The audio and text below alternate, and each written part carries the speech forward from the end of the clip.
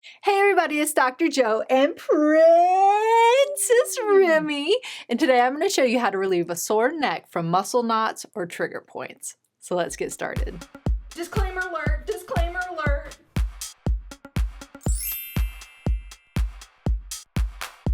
So when you have sore muscles in your neck, a lot of times they can be from trigger points, or some people call them muscle knots. But what that is when the muscle gets really sore and it kind of balls up into one place and it feels like a knot. So a lot of times with those knots, if you just stretch out those muscles, that helps release those knots or those trigger points because you're stretching out the muscle to get it stretched back out. So one of my favorite ones for neck soreness or even neck pain is doing an upper trap stretch. And that's that big triangular muscle in the back, the upper part of that muscle. So the way to stretch that, or one of the ways I really like to do it, is sit on your hand on the side that is sore, and that just keeps the shoulder down.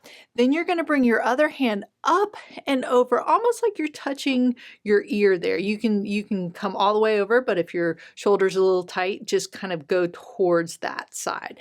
The way you're going to gently pull your head is completely to the side. So it's not at an angle, it's not looking up. You're kind of keeping that head forward and just gently pulling to the side, and you should feel that stretch right through there in that upper trap area. Shouldn't be painful. You don't have to crank on it. You just enough to get that stretch, and you want to hold it for 30 seconds because that's really what's going to let that muscle go and get that trigger point or that knot out of there.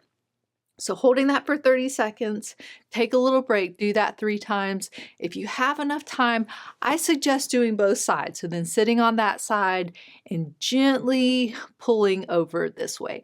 Just because even if you're not really having knots on that side, when the muscles tighten up, it really causes an imbalance. So I would definitely do both sides. You can alternate back and forth doing 3 on each side, or you can do all 3 on one side and then switch and do all 3 on the other side. So your choice.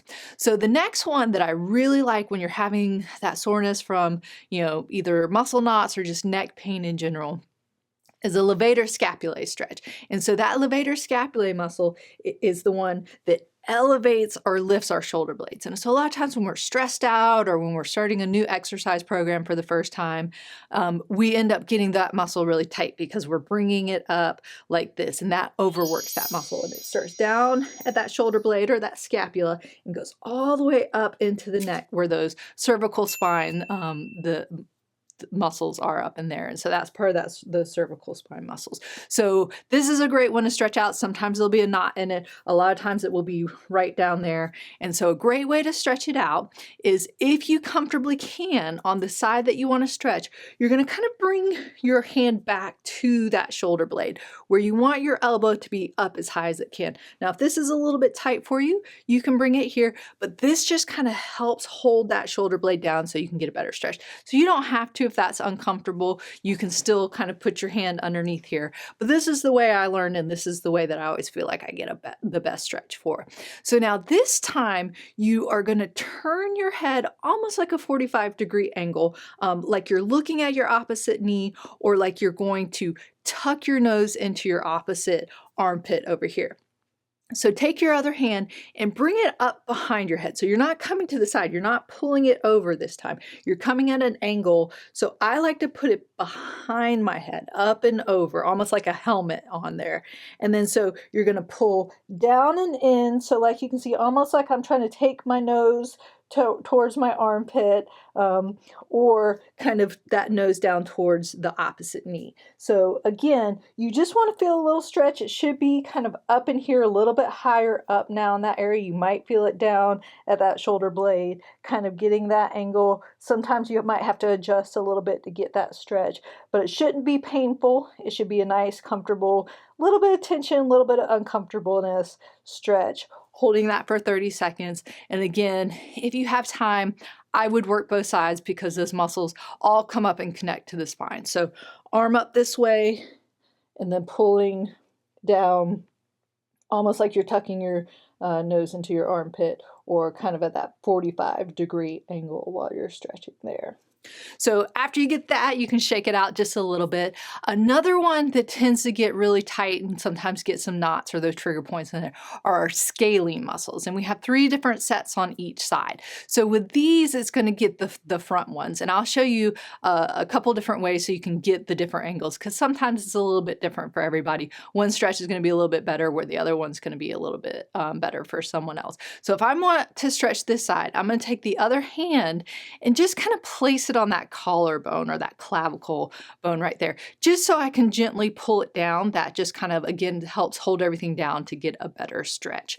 And so once you do that, you can either turn towards the same side and look up and get that stretch through there, or some people actually like to look away and turn up to get that stretch through there. So again, since there's 3 different muscles of the scalenes in there, you might get just a slightly different stretch if you look up. Some people call this the portrait pose, or you can kind of turn your head away and then get that stretch as well.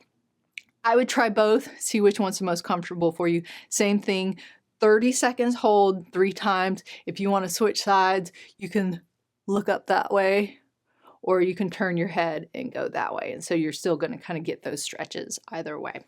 So then the next one, again, is one of my favorites. This is not only kind of stretching it out, but it's strengthening a little bit too. And a lot of times when you have those muscle knots, you do want to help strengthen the muscle. When you work that muscle, that's going to help relax that muscle when it's in that tightened phase. And so this is just a chin tuck. And so if you've seen any of my other videos, chin tucks are one of my favorites. It's good for posture. Again, it's good for resetting those neck muscles.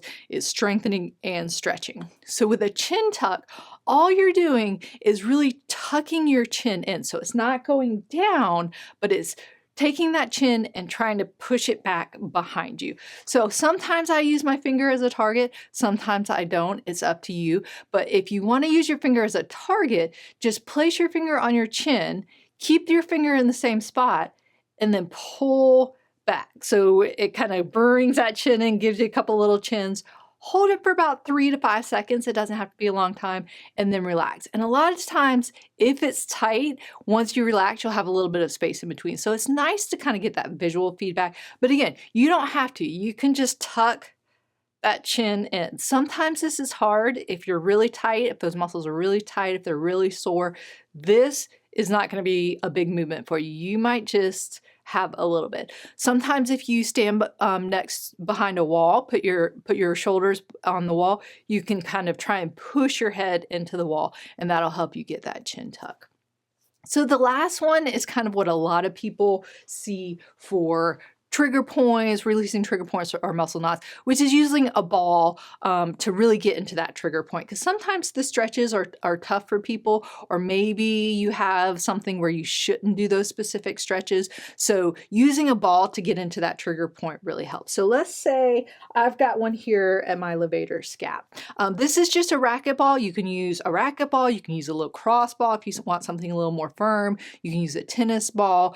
It's really your choice. Some people will lie down on the ball. That's okay, but if you're really sore, that's going to be a little bit too much to start off with. So I usually just as simple as finding that spot and then just pushing down on it. So all I'm doing is I'm pushing down that ball into that spot just to get right on that trigger point. And you can move it around a little bit, and sometimes you'll go, oh, that's it. I feel that spot right there. And that's kind of how mine is. I often have a trigger point right there where that levator scapulae muscle comes into the scapula or the shoulder blade. So this one, you can hold it for a little bit longer, like a minute if you can tolerate it, but you might want to just start off with 10 seconds and then relax. I wouldn't go pushing as hard as you can the first time, because it will make you sore when you're just pushing on that muscle. And sometimes just cranking on it is actually not going to be super beneficial. You want to give just enough pressure where you're feeling it, but you don't want to be so uncomfortable where you're almost having tears coming down your face because it's hurting so much, because that's almost going to be a little bit kind of contradictive to what you're doing, because it's going to make it more sore. So really just finding that nice amount, less is more, and if it feels okay, then you can progress that pressure as you go. So there you have it. That was ways to relieve a sore neck from muscle knots or trigger points. If you'd like to help support my channel, make sure and click on the link up there, and don't forget to subscribe by clicking down there. And remember, Be safe, Have fun. and I hope you feel better soon.